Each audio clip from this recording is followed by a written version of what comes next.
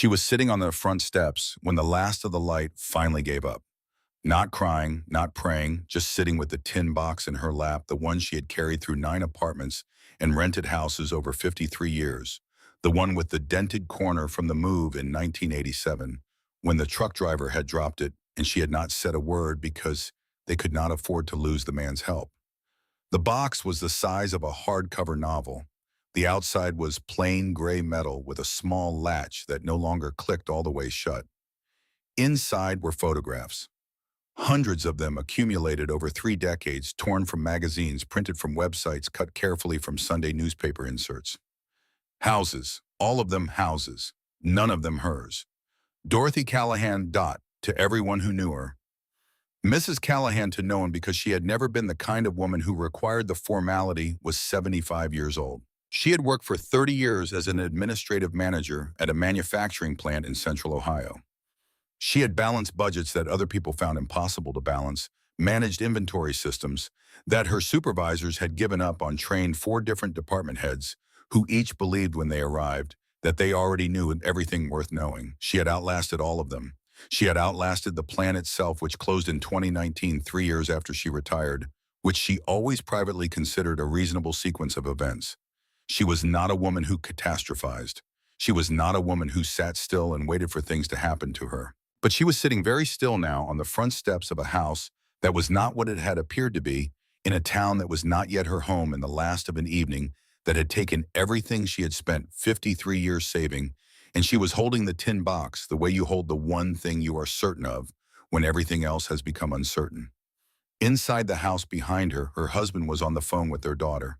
She could hear his voice through the broken window, screen low. Careful, the voice he used when he was managing something difficult and did not want to alarm anyone.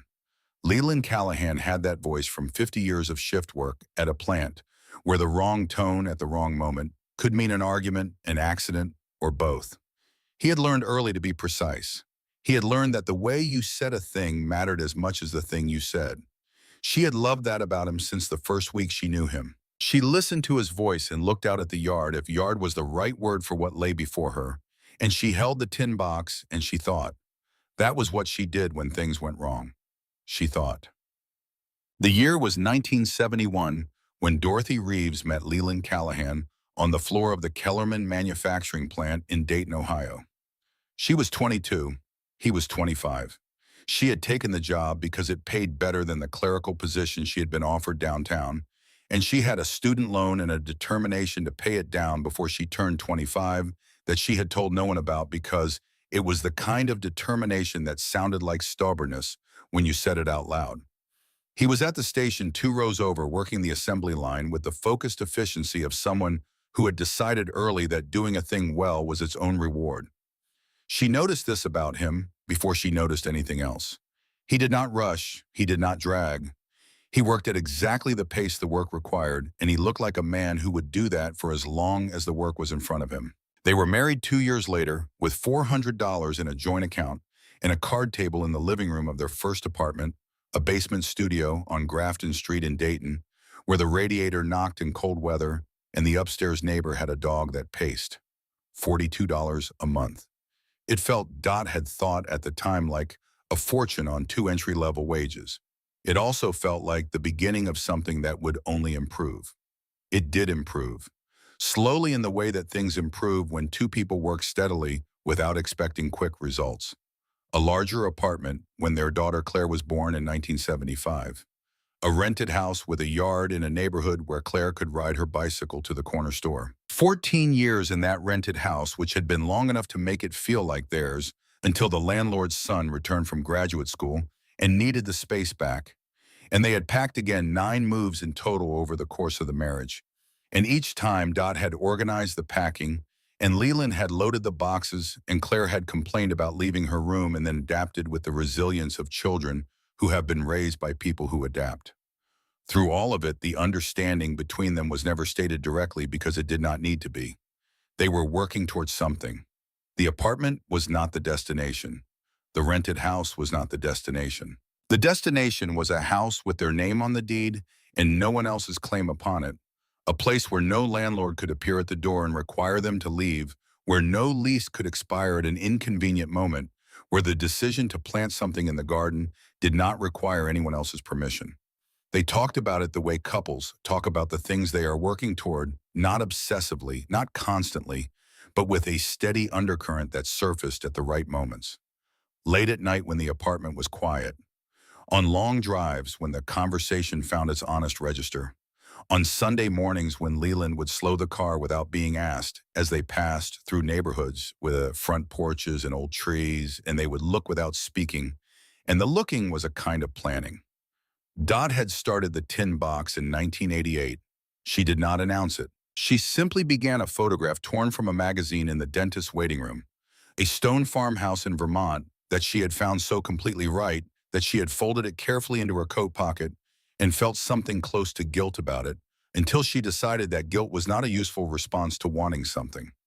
The photograph went into a tin box she had bought at a hardware store for $3, and over the years the box became full and then overfull, and she kept adding to it anyway. A colonial revival in Tennessee she had found online in 2006. A house with a deep porch and climbing roses she had photographed through the car window one Sunday in 2013 in a small town in Western Virginia they were passing through on the way to visit Claire.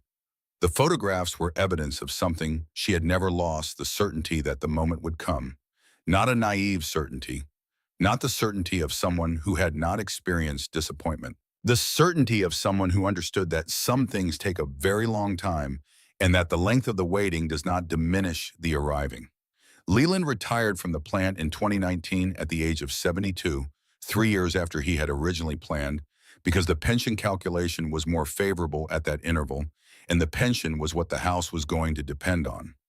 Dot had retired 4 years earlier at 68 when the stairs to their third-floor apartment had become something she was no longer willing to negotiate twice a day.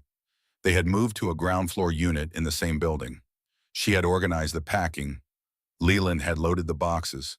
Claire had called from Cincinnati to offer help. And then, when they assured her it was manageable, had accepted this without guilt, because she had been raised by people who meant what they said. The number came together in the spring of Dot's 75th year. Leland had the pension. They had Social Security, which they had delayed taking until 70 to maximize the monthly amount, a decision Dot had modeled in a spreadsheet 3 separate times before she was satisfied it was correct. They had a savings account they had maintained through decades of careful management, never large, always present, in the proceeds from selling the furniture they no longer needed, and the second car that had become unnecessary when they were both retired and living in the same neighborhood where everything they required was within walking distance. She sat at the kitchen table on the evening she confirmed the number and looked across at Leland, who was reading the newspaper with the reading glasses he still resisted wearing in public. And she said nothing for a long moment, because the moment required more than the first thing that came to mind. "I think we're ready," she said finally. He set the newspaper down and looked at her over the glasses. "The house," she said. He took the glasses off. He set them on the table. He looked at her the way he had looked at her at their wedding and at the births of their children and at his father's funeral, and at moments between that were private and specific and entirely theirs. "Then let's find it," he said. "See her." They had been searching for 3 weeks when Dot found the listing for Wren Cottage. It appeared on a Tuesday morning in early April through a real estate search she ran every morning before coffee, a habit she had developed without calling it a habit, because calling it a habit would have required acknowledging how urgent it had become. The listing was placed by a real estate agency out of Crestfield, Virginia, a small town in the Shenandoah foothills that she and Leland had passed through 15 years earlier on a driving trip, and where Dot had said, looking out the car window at the old trees and the quiet main street and the mountains visible to the west, that she would not mind waking up in a place like this every morning. Leland had slowed the car without being asked. They had kept driving. The listing price was within their number, not comfortably, not with room to spare, but within it in the way that things are within reach when you extend yourself fully. The description mentioned original character, established gardens, and the quiet appeal of a property that had been part of the Crestfield community for generations. There were 12 photographs taken in what appeared to be late afternoon light, the kind of light that turns everything gold and makes even difficult things look like they were meant to be seen. The house itself was barely visible in most of the photographs. It was covered thoroughly, almost completely, in a cascade of green and flowering vines that draped from the roofline to the foundation in dense, overlapping curtains of growth. In the photographs, what was visible of the structure beneath suggested warm, weathered wood and the kind of settled, permanent quality that comes from a building that has occupied the same ground for a very long time. The stone path leading to the front door disappeared into the depth of the garden, which in the photographs appeared lush and established, full of mature shrubs and what looked like old plantings that had been tended with knowledge and patience. It looked like something from a painting. It looked, Dot thought, like the kind of place a person spent a lifetime working toward, and then, if they were fortunate and patient and careful, arrived at. She sent the link to Leland at 9 in the morning with a single message. This one. He called back in 4 minutes. The listing agent's name was Dennis Marsh. He was on the phone, everything a real estate agent is supposed to be: knowledgeable, unhurried, warm, full of the specific details that create an impression of expertise. He described the property with the fluency of someone who knew it intimately. The original construction dating to the 1880s, the established vine growth that had given the cottage its name, the particular quality of the light in the mornings, the way the neighborhood felt on a Saturday afternoon when the older residents were out tending their gardens. He also mentioned with the casual confidence of someone presenting an obvious fact that there was significant interest in the property. Several parties had already expressed serious intent. In a market like this, a property with genuine character and history at this price point moved quickly. Dot listened to this and wrote down nothing because she recognized the shape of the pressure. She had sat in enough negotiations over 30 years of management work to know when urgency was being constructed rather than reported. She noted it. She did not dismiss it entirely. Sometimes urgency was real, but she noted that it had arrived precisely at the moment when she was most likely to want something to be true. She asked about a viewing. Marsh explained with practiced smoothness that the property was between management arrangements and the sellers were currently traveling abroad. A viewing in the near term was logistically complicated, though he could certainly arrange one in the coming weeks. The coming weeks, he added, might be too late given the level of interest. Dot asked about the property's history, previous ownership, any outstanding issues, the condition of the major systems. Marsh answered each question with detailed confidence. The electrical had been updated. The plumbing was original but sound. The roof had been maintained. The property had passed through several owners over its long history, each of whom had appreciated its unique character. The current sellers had acquired it as an investment property and had been unable to give it the attention it deserved, which was reflected in the listing price. She asked about permits and county records. He told her everything looked clear. She called Claire that evening and described the situation in its entirety: the listing, the price, the timeline, the agent's claim about other interested parties, the inability to view the property before deciding. Claire was quiet for a moment in the way of someone who was constructing a careful response. "Mom," she said finally, "is there any way to verify what he's saying about the other buyers?" "No," Dot said. "Not easily. And you can't see it first." "Not in time, apparently." Another pause. "How does Dad feel about it?" "He feels what I feel," Dot said, which was not evasive, it was simply true. After 53 years, there were things they did not need to discuss because they had been discussing them their entire lives. The desire for this house, or something like this house, was not new information between them. She and Leland talked for 2 evenings.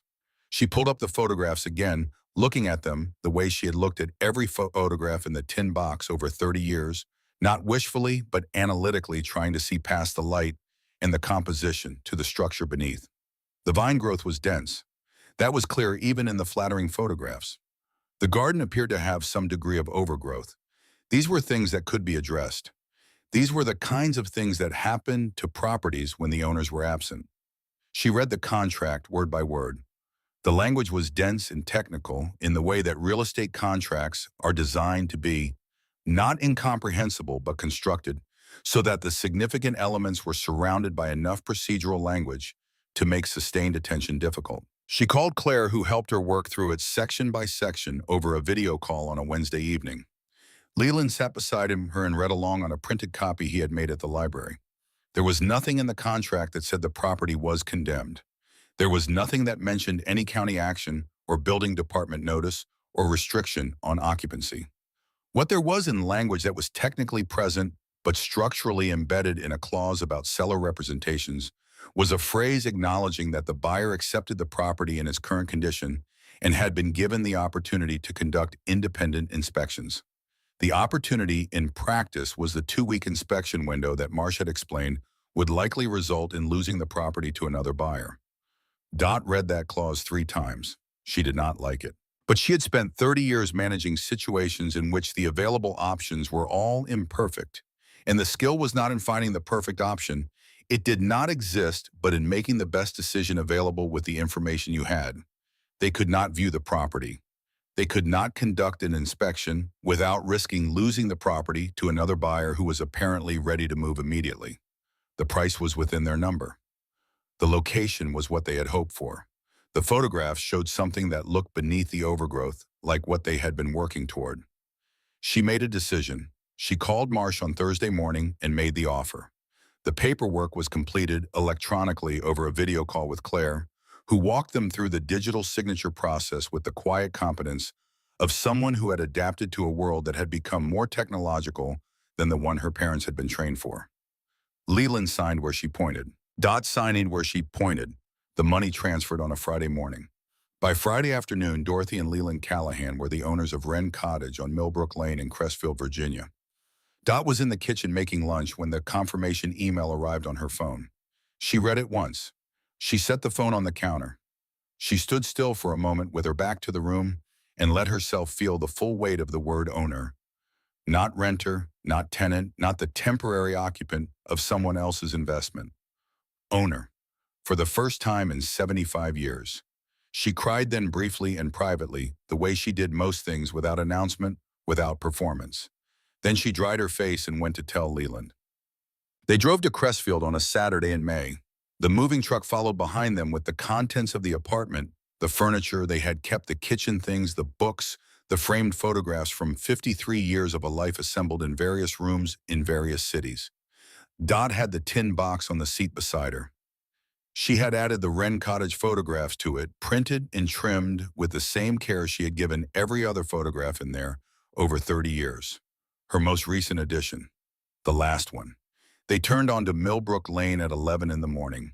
The neighborhood was the kind that signals its own age-old oaks with trunk diameters that require decades modest houses with the settled quality of places that have been maintained rather than renovated, the particular quiet of a street where the people who live there intend to stay. Dot was noting these things with the approval of someone who had thought carefully about exactly this quality of neighborhood when Leland said quietly, "That should be it up ahead."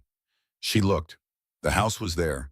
It was recognizable as the house from the photographs in the way that a person is recognizable from a photograph taken 20 years earlier.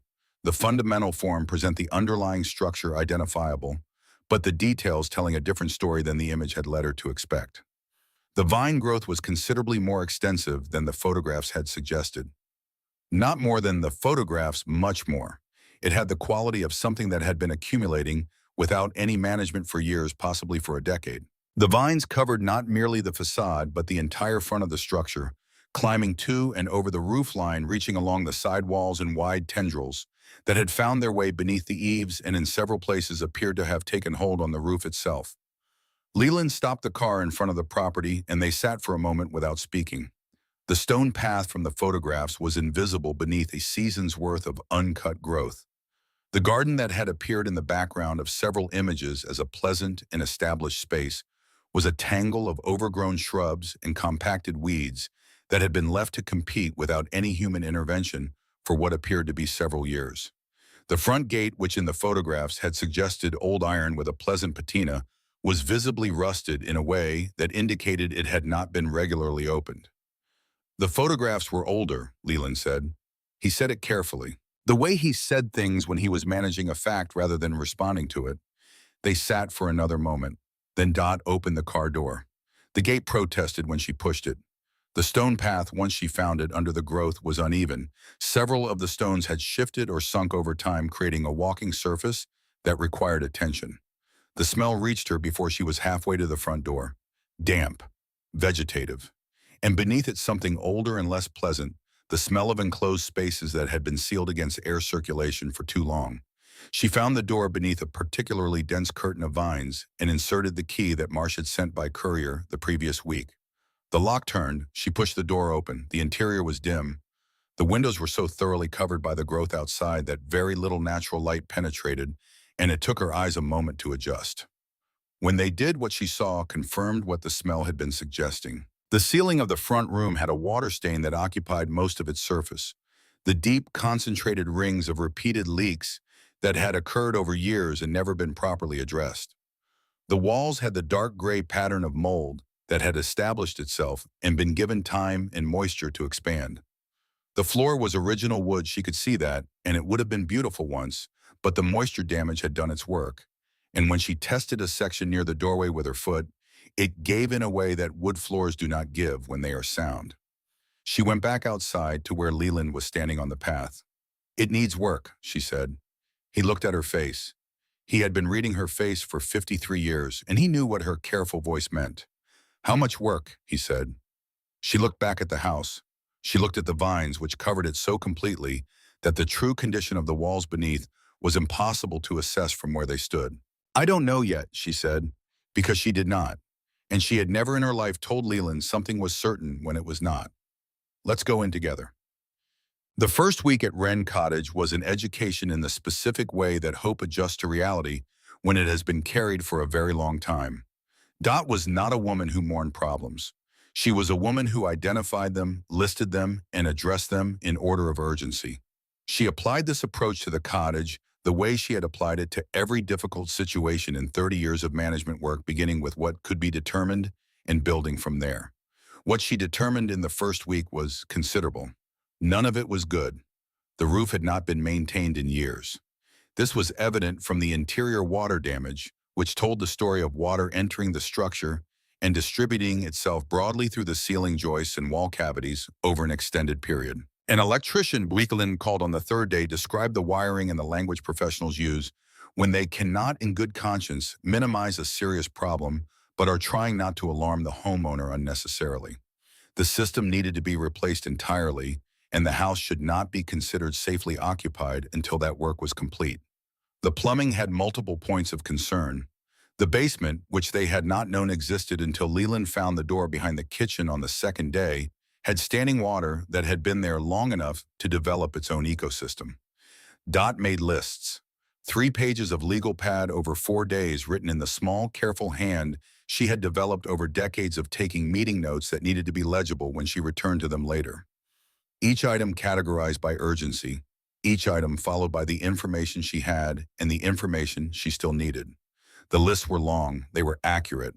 They were, she told herself when she looked at them on the evening of the 4th day, simply information, not catastrophe, not defeat. Information.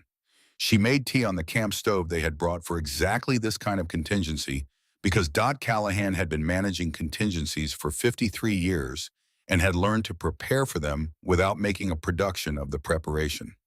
She carried 2 mugs to where Leland was sitting in the folding chair he had set up by the front window. The good furniture was still in the moving truck, which they were keeping on the street until they knew more about the condition of the floors. "We've been through harder," she said, handing him the mug. He looked at her. "Name one," he said.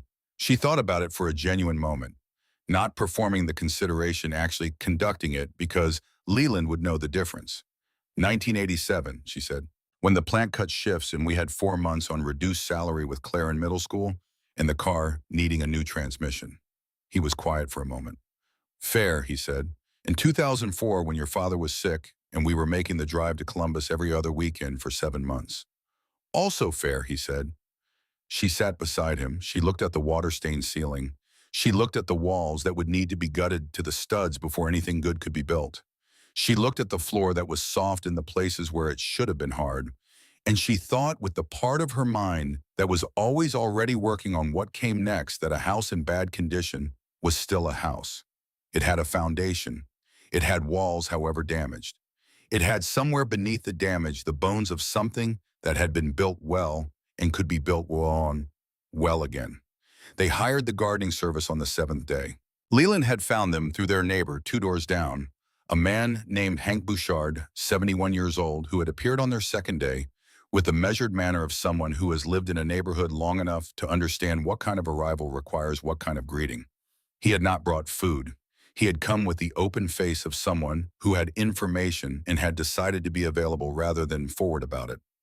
He mentioned the gardening service in passing, along with a few other names, a plumber, an electrician, in the way of someone who knows the local landscape and considers it a form of basic decency to share that knowledge.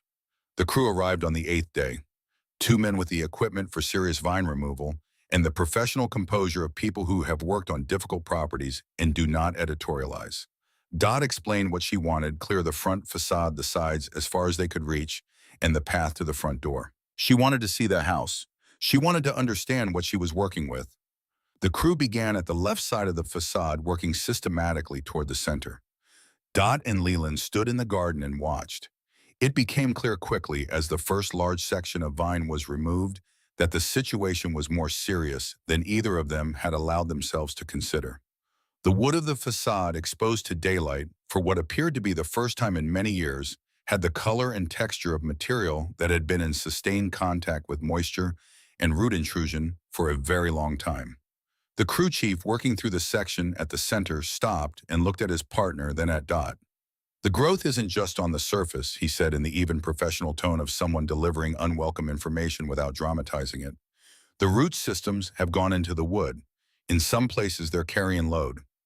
Dot looked at where his hand was indicating. The vine stems at the base of the facade were not simply attached to the surface.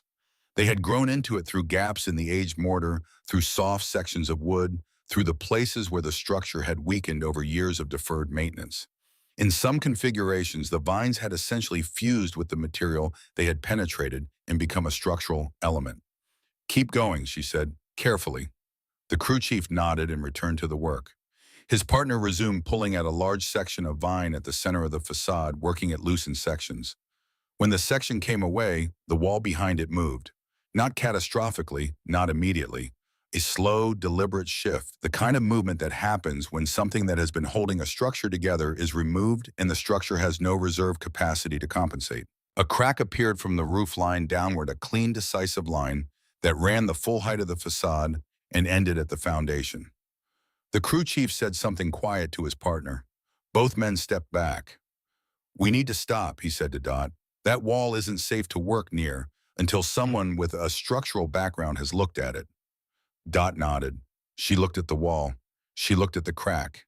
And then from beneath the section of vine that had just been pulled away, exposed now to daylight for what must have been the first time in years, the color of old paper against the weathered wood behind it, a rectangular notice became visible.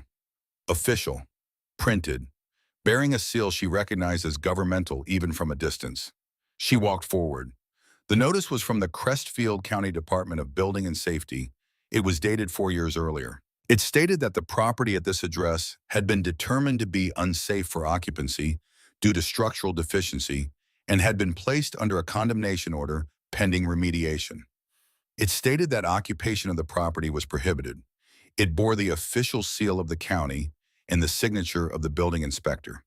It had been there for 4 years, covered by vines, hidden beneath the growth that any potential buyer viewing only photographs would have found picturesque. Dot read it twice.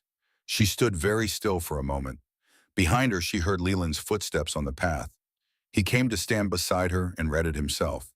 She heard his breathing change, a small thing, a barely audible shift, the sound a person makes when a fact arrives that requires the reorganization of everything they thought they knew. He sat down on the path, right there on the uneven stones among the pulled vines and the disturbed soil. He put his face in his hands. He was 78 years old. He had worked with his hands for 50 years. He had moved 9 times and started over 9 times, and never once in 53 years of marriage asked for anything he had not earned. He had waited for this moment with the patience of someone who understood that some things simply take longer than you plan for, and he had arrived at it with every dollar he had earned and every dollar Dot had earned, and they were here finally standing on property with their name on the deed. And the property had been condemned, and the man who sold it to them had known. Dot sat beside him. She placed her arm around his shoulders. She held him, not performing comfort, not managing the moment, but simply being present in it the way she had been present in every hard moment they had shared for half a century. The crew chief and his partner waited at a respectful distance. The crack in the wall stood open behind them like a sentence that could not be recalled. And in the quiet of that garden, in the ruins of a dream they had carried for 53 years, Dorothy Callahan held her husband and felt grief move through her like weather, real and unavoidable. And she knew with the certainty of a woman who had been through hard things before temporary. Because beneath the grief running alongside it was something else. A thought, the beginning of a thought, small and precise and already beginning to take shape. She had 3 pages of legal pad and a pen in her coat pocket. She had read that contract word by word. She had asked Dennis Marsh directly about county records. He had told her everything was clear. And somewhere in the architecture of what he had done, in the specific shape of the lie in the 4-year-old notice that had been hidden behind vines, he must have known were there when he took those photographs. Somewhere in the structure of what had been done to them, there was a path back. She did not know its shape yet, but she had been finding paths through difficult situations for 53 years, and she knew one thing about them with absolute certainty. They existed. You just had to be willing to look carefully enough and to keep looking when the looking was hard. She held Leland's shoulders. She let him be in it, and she began quietly to think. Hank Bouchard came through the garden gate at 11:30. He did not knock. He had read the situation from 2 doors down with the accuracy of a man who had been watching this neighborhood for 30 years and understood what different kinds of silence meant. The silence that had settled over Wren Cottage after the crew stopped working was the specific silence of something irreversible, and Hank Bouchard knew that silence required a different response than the ordinary kind. He was a small man, precise in his movements, careful in the way he lowered himself onto the low stone wall at the edge of the garden path, deliberate in the way people become when they have learned not to rush the physical negotiations of being a 71. He had white hair cut close to his head in the manner of someone who said exactly what he meant without spending extra words getting there. Dot had identified this quality on his first visit and filed it as the kind she trusted. He looked at the condemned notice on the wall. He looked at the crack running the full height of the facade. He looked at Leland, who had gotten himself off the ground and was now standing with his arms at his sides in the posture of a man holding himself together through the discipline of physical stillness. He looked at Dot. "I was afraid of this," he said. Leland looked at him. "You knew." "Not everything." Hank settled himself on the wall with the careful deliberateness of his age. "I knew the house had been condemned. I saw the notice go up 4 years ago. I knew the property had been sitting empty since then." He paused. "I didn't know it had been sold. I didn't know anyone was coming." "Dennis Marsh," Dot said. It was not a question. She was watching Hank's face when she said the name, the way she had watched faces across conference tables for 30 years, looking for the thing that arrived before the words did. What arrived was recognition, not surprise. The confirmation of something he had already suspected. "Marsh," he said. He said it the way you say a name you have been expecting to hear. I thought it might be connected to him. He told them what he knew. Marsh had been operating in the region for several years. Not a local man, not someone with roots in Crestfield, but someone who understood the particular vulnerability of rural property markets, where distressed homes accumulated quietly, and buyers came from a distance, and county records were public but required initiative to access. He had been involved with at least 2 other properties in Crestfield County and the neighboring area. Both transactions had followed the same pattern: properties with legal complications, photographs that told a selective story, buyers who were purchasing from a distance and trusted what they were shown. Dot was already writing. She had taken the legal pad from her coat pocket during the second sentence of Hank's account and was making notes in the small, careful hand that had captured 30 years of meetings, names, dates, the shape of the pattern Hank was describing. She wrote without looking up. She asked a clarifying question when she needed one. She did not editorialize, and she did not express the anger she felt, because anger in her experience was most useful when it was given a specific direction rather than a general expression. When Hank finished, she had 2 columns of notes. "The other buyers," she said. "Do you have names?" He had one. "An address for the other." She wrote both down. "There's something else," Hank said. He looked at the wall, at the gap in the vegetation where the section had been removed, at the crack at the condemned notice, still attached to the exposed wood beneath. About the house itself, about what Wren left behind. Elias Wren had built the cottage in 1882. This was the fact Hank had established over years of casual neighborhood history, the kind of accumulated knowledge that comes from long residence in a place and genuine interest in the stories that places accumulate. Wren had been an architect of some regional distinction, not famous in the way that architects of grand public buildings became famous, but known among the people of Cresfield County and the surrounding area for a particular quality of work that expressed itself in durability above all else. He built things to last. He also had a practice documented in two letters that Hank had come across years earlier in the Cresfield Historical Society's archive, while researching an entirely different subject of placing important documents inside the structures he built. Not in safes, not in banks, not in the conventional repositories of the era, which Wren had apparently distrusted with an intensity that the letters described in considerable detail. He believed the letters suggested that a well-built wall was more reliable than any institution a man could name. He had created sealed cavities in several of his structures, not rooms, not significant spaces, but deliberate voids built into the wall framing of properties he considered important, fitted with metal brackets designed to hold a container of specific dimensions and sealed against moisture with the methods available to a skilled builder in the 1880s. "I don't know if this house has one," Hank said. He was looking at the crack in the facade, and the particular quality of his attention had shifted less mournful than it had been a moment ago, more focused. "But I know Wren built this house, and I know the wall that cracked is on the interior facing side, which is consistent with what the historical records describe as his preferred placement." Dot looked at the crack. She looked at Leland. He was already looking at her. "Show me," she said. "Oh, They went in together, Dot, Leland, and Hank with the flashlights.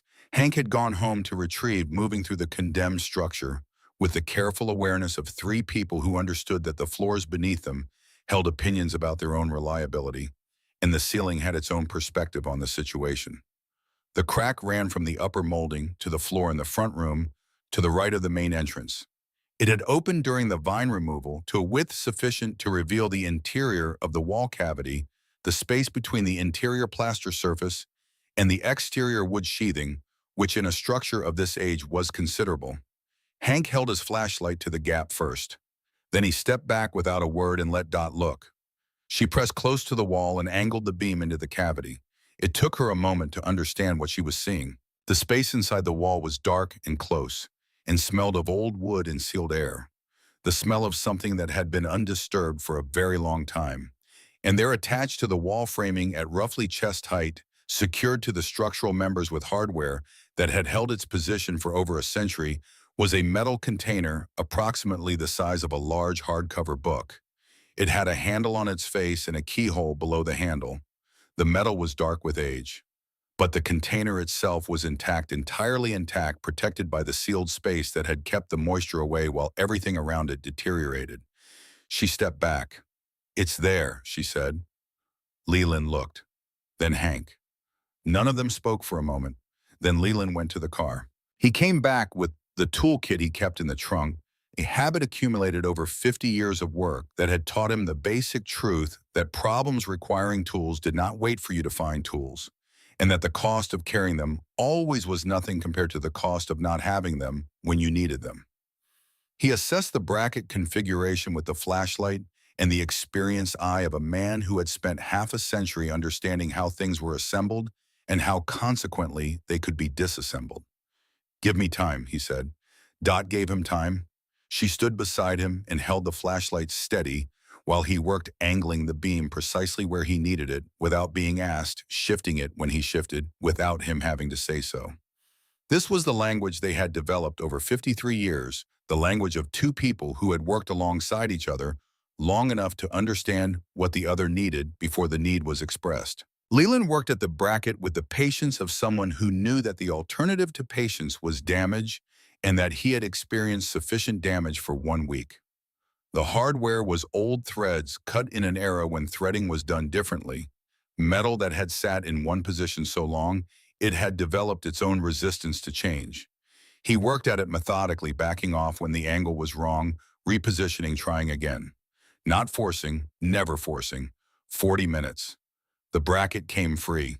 They carried the box to the card table in the front room and set it in the beam of the lantern Dot had brought in from the truck.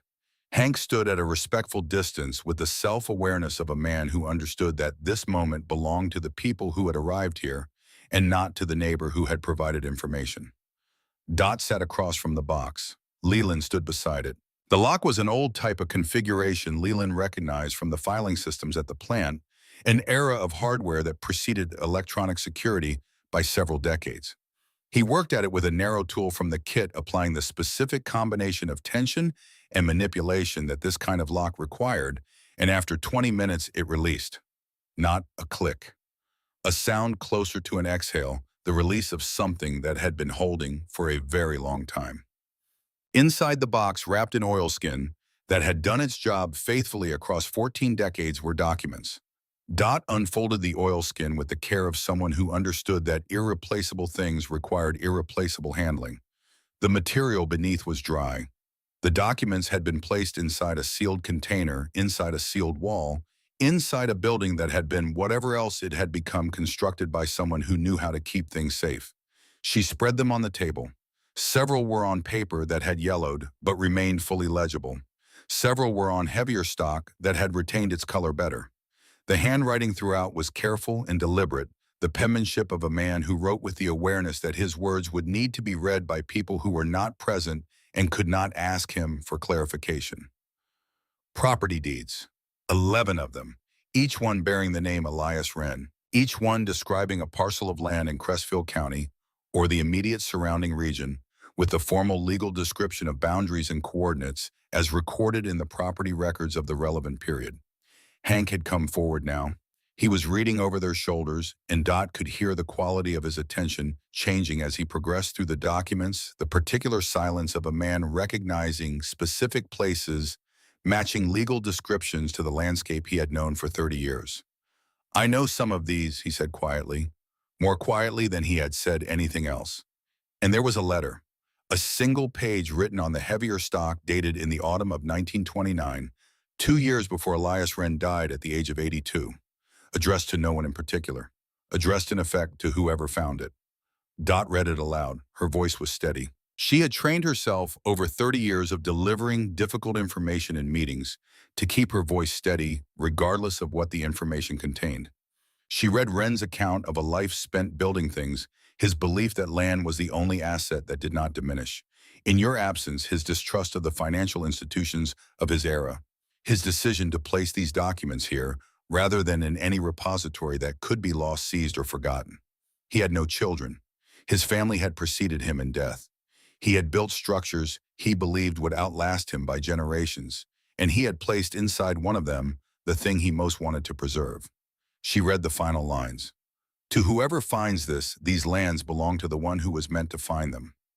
I do not know who that person is. I only know they will be someone who had the patience to wait and the courage not to leave when the walls came down." The room was quiet. Dot set the letter down. Leland was looking at the wall, the cracked wall through which they had retrieved a box that had been waiting inside it for 94 years. He was not a man who reached easily for the word that meant something larger than the ordinary, but she could see him reaching for it now, and not quite finding it, and she understood because she was doing the same thing. Hank said very quietly, "You're going to need an attorney." He said it differently than he might have said it an hour ago. Not the weary advice of a neighbor trying to help someone through a fraud. Something else. The voice of a man who has just watched the weight of a situation shift fundamentally and is trying to communicate that shift without overstating it. "Not just for Marsh," he said, "for this, so." Dot called Patricia Vane the following morning. She had the name from Hank, who had used her for his own estate planning, and described her with the economy of a man who did not give praise loosely. She was the kind of attorney who did not waste words or bill hours she had not earned. She arranged an appointment for Thursday. In the 2 days between the call and the meeting, Dot did 3 things. The first was practical. She organized the documents from Wren's box into a sequence that would allow Vane to read them in the most efficient order, chronological within categories with the letter placed last, because it was the context for everything else rather than the evidence itself. She made a copy of each document, using the all-in-one printer she had set up in the rental apartment they had moved to after the structural assessment made clear that the cottage could not be safely occupied, and she stored the originals in the tin box that had carried 30 years of other hopes and seemed now she thought to be earning its keep in a way she had not anticipated. The second thing was less practical but equally necessary. She called both of the names Hank had given her the people in other transactions connected to Dennis Marsh. One was a phone number that went to voicemail and did not return her call. The other was a woman named Ruth Alderman who answered on the second ring, and when Dot explained who she was and why she was calling, was silent for so long that Dot thought the connection had failed. "We lost $11,000, Ruth Alderman said finally. "We found out about the title problem before we moved in, but he had already kept the deposit and his commission, and by the time we understood what the contract actually said, the attorney we consulted told us it would cost more to pursue than we'd recover." Dot wrote this down, all of it. The amount, the timeline, the attorney's assessment, the specific clause Ruth said had been used to limit their recourse. She asked 3 follow-up questions and wrote those answers down too. When she hung up, she added a third column to the notes she had been keeping since the day Hank first described Marsh's pattern. This column had a header she wrote in the larger letters she used when something was significant: prior transactions. The third thing she did was search the county property records database. This was not, she had discovered, as difficult as it sounded. The Crestville County Assessor's Office maintained a public-facing online portal that allowed searches by owner name, parcel number, and transfer date. It was the kind of system built for functionality rather than elegance, slow, occasionally temperamental, requiring patience with its interface, and Dot, who had spent 30 years working with inventory management systems of varying sophistication, had precisely the kind of patience it required. She searched Dennis Marsh's name across all transaction types. She found 8 entries across 4 counties over 6 years. She cross-referenced the property addresses against the county building department's violation records, which required a separate portal and a separate set of search parameters and an additional hour of work on the evening before the meeting with Vane.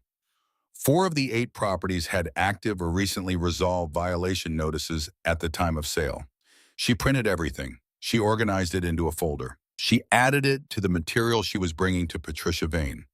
And then, on the evening before the meeting, she found something she had not been looking for.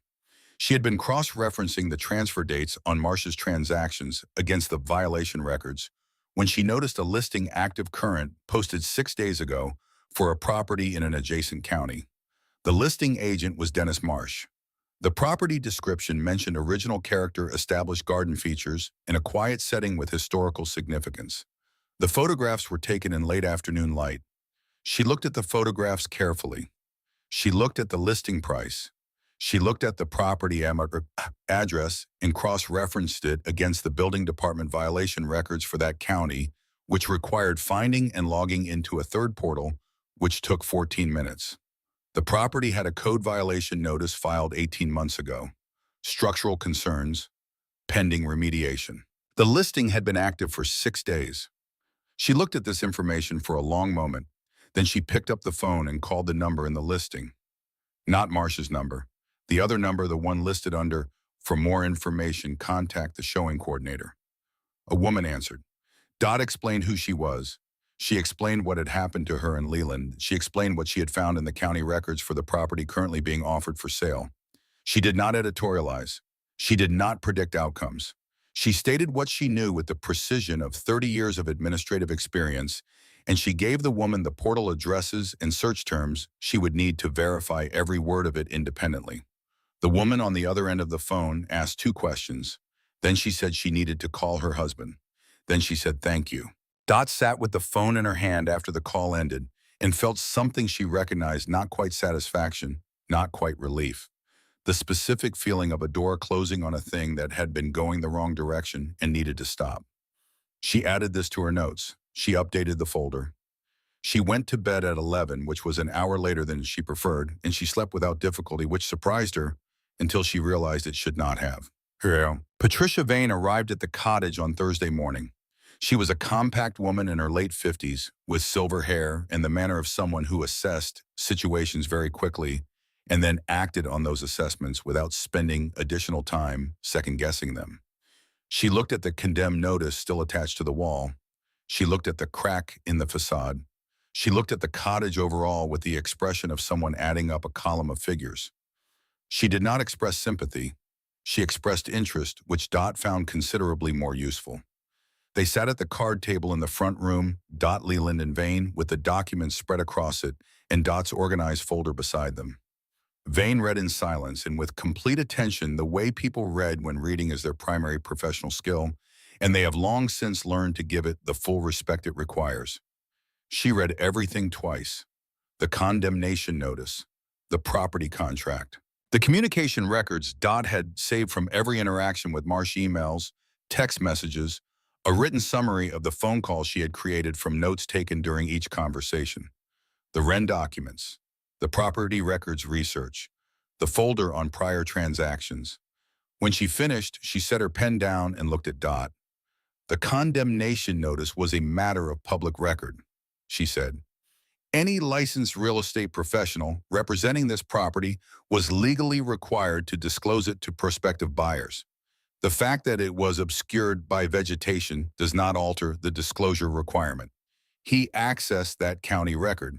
I can demonstrate that he did because the county portal logs access by license number, and we can subpoena those records. He knew.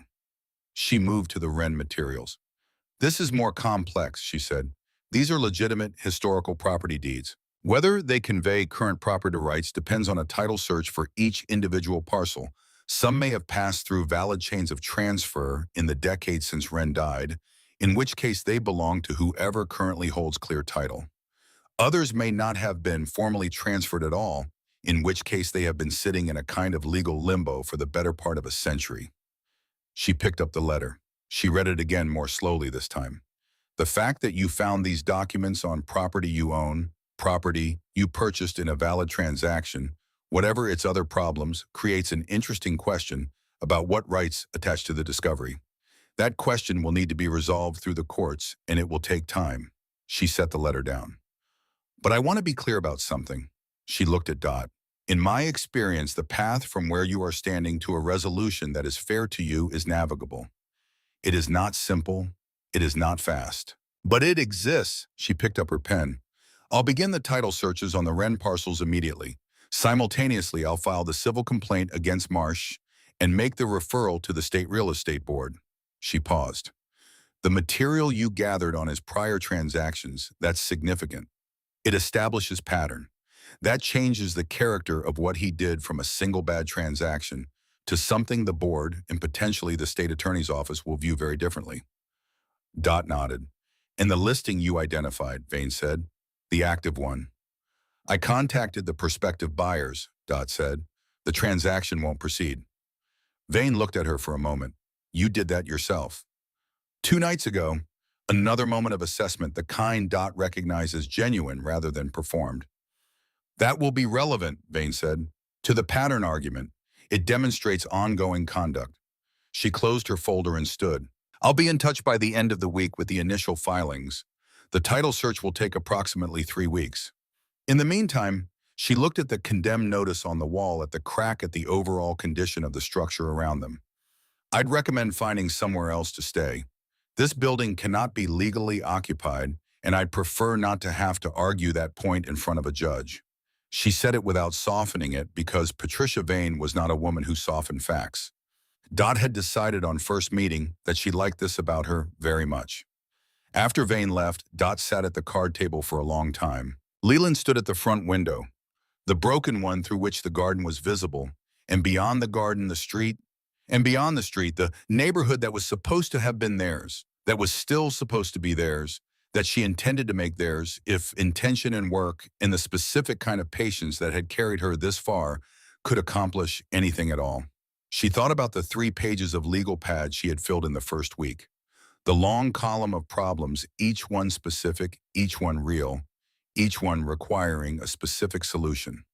She had approached each of them with the assumption that solutions existed because, in her experience, they did not always the solution you had hoped for, not always at the cost you had planned, but somewhere in the architecture of a problem, there was always a way through it for someone willing to look with sufficient care and not stop looking when the looking became difficult. She looked at the tin box on the table beside the Wren documents. 30 years of houses she had wanted. She thought about what Elias Wren had written in a room not far from where she was sitting now, 94 years ago. The patience to wait, the courage not to leave when the walls came down. She pulled the legal pad toward her and opened it to a fresh page. At the top, she wrote 2 words. What's next? And she began. The title searches took 3 weeks.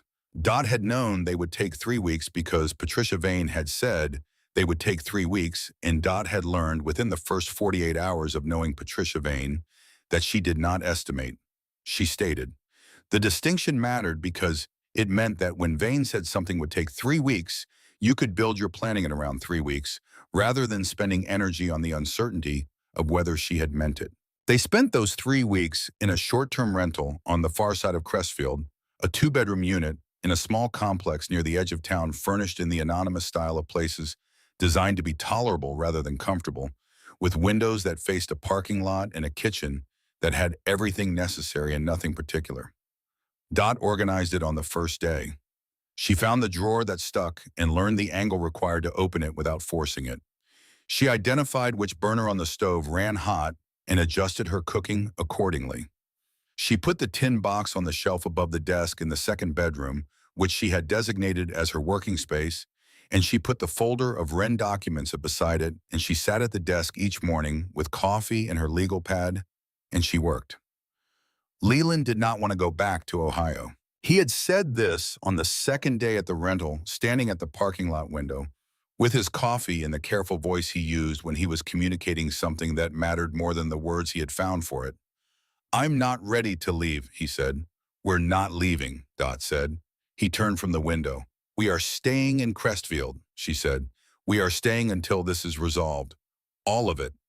He looked at her for a moment with the expression she had first seen at their wedding, the expression of a man who has understood looking at the woman across from him that he has made the most consequential and correct decision of his life. All right, he said. All right, she agreed and returned to her legal pad. Claire arrived on a Friday. She had offered twice and been told twice that it wasn't necessary, and on the third offer, Dot had said yes, not because she needed the help, but because she understood that her daughter needed to come, needed to see for herself, needed to stand in the parking lot of the rental and look at her parents and satisfy herself that they were intact. This was the kind of need Dot recognized as legitimate even when it was not her own. Claire stood in the small living room on the first evening and looked at the organized folder on the desk and the notes covering the legal pad and the printed records from 4 county databases arranged in labeled sections, and she said nothing for a long moment. You've been doing this the whole time, she said. There was work to do, Dot said. Mom. Claire turned to look at her. You lost everything. We lost access to it temporarily, Dot said. That's different. Claire looked at her father, who was sitting in the one comfortable chair the rental offered, reading the newspaper he still subscribed to in print, because he had decided in 2015 that the physical newspaper was worth the cost, for reasons he had not explained and did not feel required to. She's right, Leland said, without looking up. Different thing entirely. Claire sat down. She stayed for 5 days.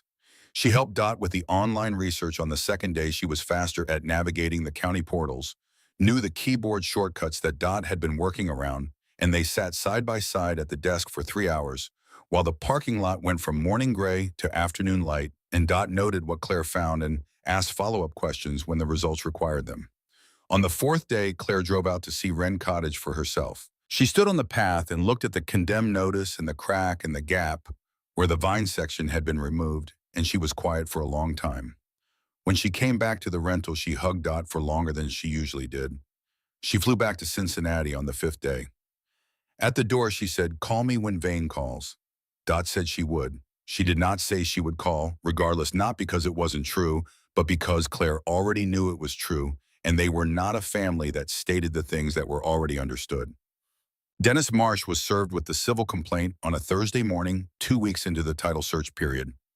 Vane called to inform Dot as a courtesy the filing was a matter of record, and Dot would have found it in the public database within the day regardless. But Vane called because she understood that some information warranted a personal transmission rather than a discovery. He's been notified, Vane said. He'll have counsel within the week. These cases typically move towards settlement rather than trial when the evidence of non-disclosure is as clear as a condemned notice hidden behind vegetation. But I want you to be prepared for the possibility that his attorney will attempt to argue the buyer assumption clause in the contract. The clause about accepting the property in current condition, Dot said. That one. He told me directly on a recorded call that county records showed no issues with the property. A pause. You recorded the calls, Vane said. I make notes during important phone calls, Dot said. I made particularly detailed notes during the calls with Marsh because something about the way he answered certain questions suggested that the precision of the record might matter later. Another pause longer than the first. I'll need copies of those notes, Vane said. I'll send them today. Dot heard something in the silence that followed, not quite a laugh, not quite anything she could name with precision, but something that communicated that Patricia Vane was experiencing a form of professional satisfaction that she did not permit herself to express openly. I'll be in touch when the title results come in, Vane said. Taya. The call came on a Tuesday morning. Dot had come to understand over the 3 weeks of the search period that Patricia Vane made significant calls on Tuesday mornings. She did not know if this was a deliberate practice or simply the result of the way Vane's week was structured, but she had noted the pattern, the way she noted all patterns, as information that might be useful to have. She was at the desk with her coffee when the phone rang. Leland was in the kitchen. She heard him stop moving when she answered, heard the small stillness of a man listening to one side of a conversation he understood to be important. Vane spoke for 11 minutes. Of the 11 parcels documented in Wren's deeds, 4 had passed through valid chains of title transfer in the decades since his death and belonged without question to their current owners. These 4 were finished, there was no claim to pursue and no path to one. 7 had not. 7 parcels of land in Crestville County and the surrounding region had sat in a legal state that Vane described as neither abandoned nor claimed simply unremarked for the better part of a century, in the way that things go unremarked when no one is looking for them and they ask nothing of anyone in the meantime. Of the 7, the title research had identified 2 that were subject to adverse possession claims from neighboring properties, long-term occupation by adjacent land owners that had under Virginia property law or established a competing legal basis for ownership. These 2 Vane said she expected to lose on technical grounds if challenged. The remaining 5 were clean. 5 parcels of land in Crestville County, Virginia, with clear legal title traceable to Elias Wren and uninterrupted by any subsequent valid transfers sitting in a form of legal suspension for 94 years waiting for someone to look. I want to be careful about how I characterize the value, Vane said, because the formal claim process will take additional time, and there are steps between where we are and where we need to be. But I had the parcels assessed by an appraiser I trust. In the current market, the combined value of the 5 parcels is substantial. She gave Dot the number. Dot wrote it down. She looked at what she had written. She said, "Say that again, please." Vane said it again. Dot wrote it again, as if writing it a second time would confirm that the first version was not a transcription error. It was not an error. The claim process, Dot said. Her voice was steady. She was aware of it being steady and aware that keeping it steady required something from her in this moment. Walk me through the timeline. Vane walked her through it. The legal steps required the court involvement, the expected duration, the specific complications she was already planning around. Dot took notes on everything. She asked the questions that needed to be asked. She confirmed 3 details twice to be certain she had them correctly. When the call ended, she sat with the phone in her hand and looked at what she had written on the legal pad. Then she stood up. She went into the kitchen. Leland was standing at the counter. He had not returned to what he was doing before the call. He was standing in the posture of someone who has been waiting not impatiently, but with the full attention of a man who has learned over 53 years that some things require your complete stillness while they unfold. She took 2 cups from the cabinet. She filled them from the pot she had made that morning, which was still warm. She put them on the small table by the window, the one that faced the parking lot, which was lit now in the particular flat light of a Tuesday morning in October. She sat down. "How bad is it?" he said. "Sit down," she said. He sat. She told him. She told him precisely in the order that Vane had told her, beginning with the 4 parcels that were gone, and the two that were likely gone because she was not a woman who led with the conclusion before the evidence, and she was not going to start now.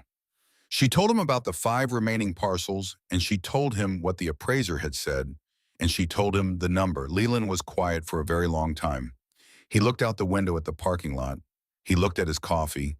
He looked at his hands on the table, hands that had worked a factory floor for 50 years, that had loaded 9 sets of moving boxes, that had spent 40 minutes working old hardware, loose from a wall in a condemned house to free a box that had been waiting inside it for 94 years. Elias Wren, he said. Yes, Dot said. He built that house in 1882. Yes. And he put those papers in the wall because he didn't have anyone to leave things to. That's what the letter said. Leland was quiet again for a moment. He waited a long time for the right people. Dot looked at him. We all waited a long time, she said. He reached across the table and put his hand over hers. They sat like that for a while in the flat October light in the furnished rental that was not their home in the town that was still going to be their home, and let the full weight of what had happened settle into the shape of something they could carry. The civil case against Dennis Marsh resolved 6 weeks later. Vane had predicted movement towards settlement, and movement towards settlement was what occurred not because Marsh or his attorney had developed a conscience, but because the evidence Vane assembled left no viable alternative. The recorded details from Dot's phone call notes, the county portal access records showing Marsh had pulled the Crestfield Building Department violation report on the property 11 days before listing it, the pattern established by Ruth Alderman's account, and the 2 other prior transactions Vane had identified through the records research Dot had begun before their first meeting. The active listing Dot had identified and interrupted, which Vane framed in the filing with a precision that made it impossible to read as anything other than what it was. The settlement returned to Dot and Leland the full amount they had paid for the property, plus damages. The State Real Estate Board revoked Marsh's license the same week the settlement was finalized. The state attorney's office, which had been tracking the board's investigation, opened its own inquiry into 3 transactions that the board's process had surfaced transactions that predated Dot's by 2 years and involved buyers who had not known they could pursue the matter further. Vane called on a Tuesday morning to tell her. Dot thanked her and asked about the timeline for the Wren parcel claim. Vane said she was already working on it. The builder's name was Garrett Osmond. Hank had given her the name with the same specificity he had given Patricia Vane's, not a general recommendation, but a deliberate one with particular reasons attached. Osmond had worked in the Shenandoah region for 28 years. He understood old structures. He had rebuilt 3 properties of similar vintage in Crestfield County alone, and he had the manner, Hank said, of someone who knew how to begin a difficult project without making the beginning feel impossible. He came to the property on a Wednesday in November for an initial assessment, walking it with Dot and Leland in the particular clear autumn light that made the mountains to the west visible in the way they rarely were in other seasons, layered in blue, and present in a way that made Dot understand, standing in the ruined garden of a condemned cottage, why people came to this part of Virginia and decided to stay. Osmond walked the property the way he walked all properties, quietly, observantly, asking questions that came from genuine curiosity about the building rather than from a script. He asked Leland about the bracket configuration he had found when removing the box. He asked Dot about the original door hardware. He spent 10 minutes on the foundation alone, testing it at intervals, crouching to examine the mortar work, standing back to assess the overall line. Wren built this foundation to last, he said. It has. Can we keep it? Dot asked. You'd be unwise to replace it, he said. It's better than anything I'd put in. We build on what's here. Most of the structure above the foundation had to come down. Dot had understood this was probable before Osmond said it, and she had prepared herself for the moment of hearing it said, and she found that her preparation was adequate, not comfortable, but adequate. She looked at the walls that were coming down, and she thought about what Wren had said in his letter about the walls that had to fall, and she thought that some things in life required you to lose a form before you could find the substance underneath it. They kept the foundation. They kept the stone path, which Osmond's crew repaired stone by stone over 3 days in late November, replacing the ones that had shifted or sunk and reseating the ones that had simply loosened with time. They kept at Dot's specific request the original door frame, solid oak found intact beneath the overgrowth, the kind of wood made in an era when the word meant something different than it often does now. Osmond incorporated it into the new front entrance without being asked to explain why she wanted it. He understood why she wanted it. It was the kind of thing that a person who understood buildings understood without being told. And they kept the vines, not all of them. Not the invasive growth that had penetrated the old walls and participated in their collapse.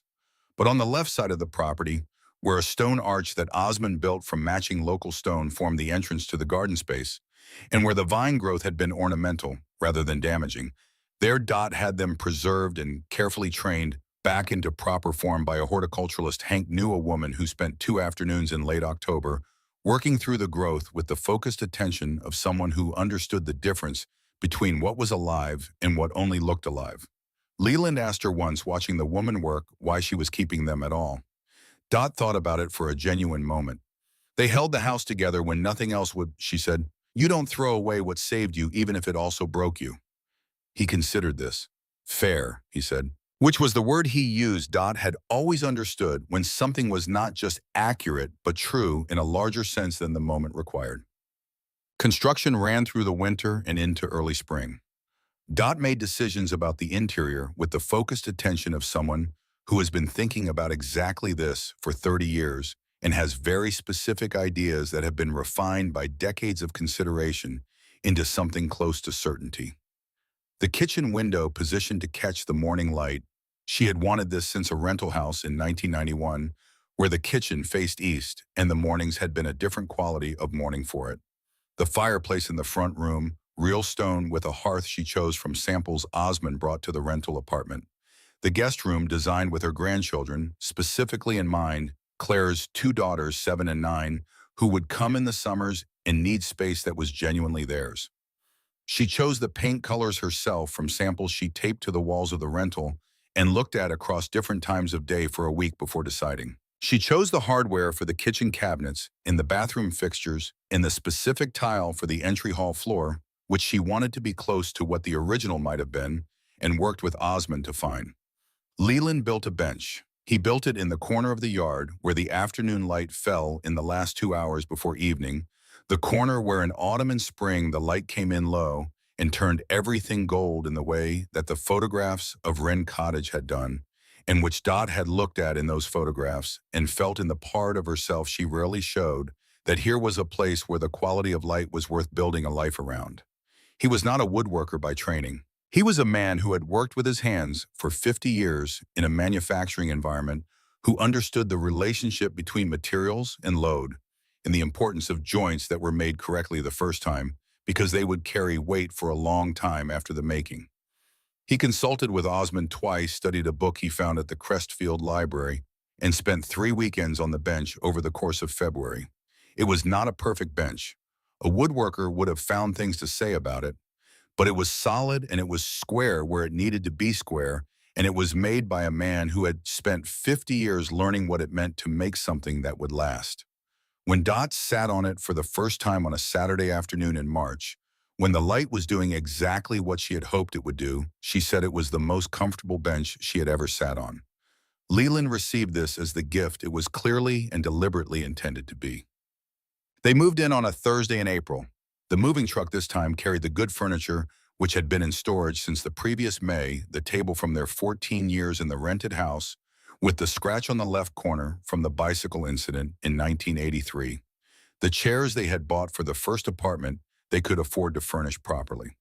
The desk that had been Dot's mother's, which had traveled through every move since 1994, which was where Dot would put the tin box. She carried the box in from the car herself.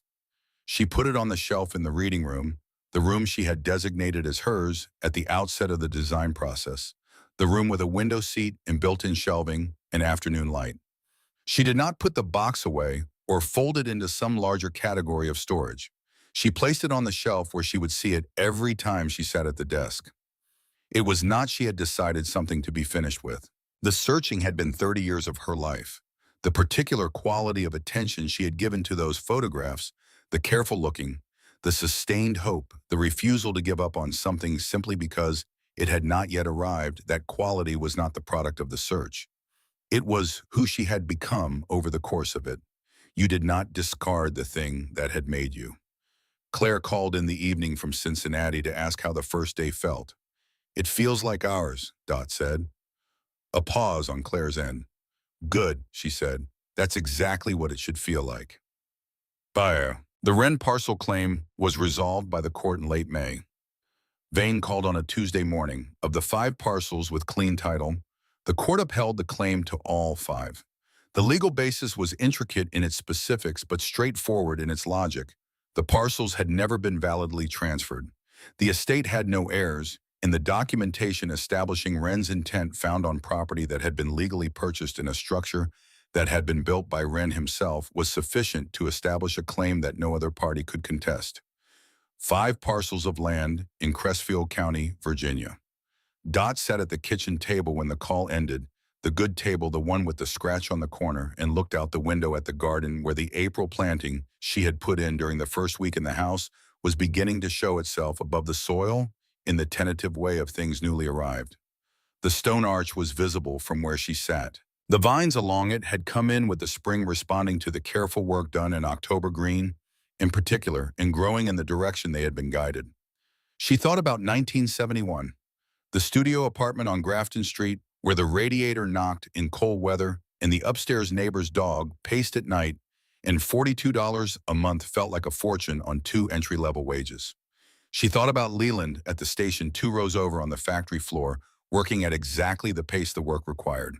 She thought about 9 moves in 53 years in a tin box full of houses she had never stopped believing in. She thought about Dennis Marsh, whose greed had led them to a condemned house whose condemned house had cracked open to show them what a man who died in 1931 had left waiting inside it for the right people. She thought about the specific, imprecise irony of that chain of events, that the worst thing that had happened to them had been the mechanism by which the best thing arrived. She got up from the table. She walked to the garden door and opened it.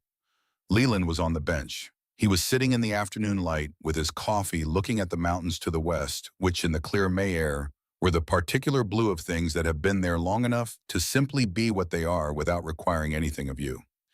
She walked across the garden and sat beside him.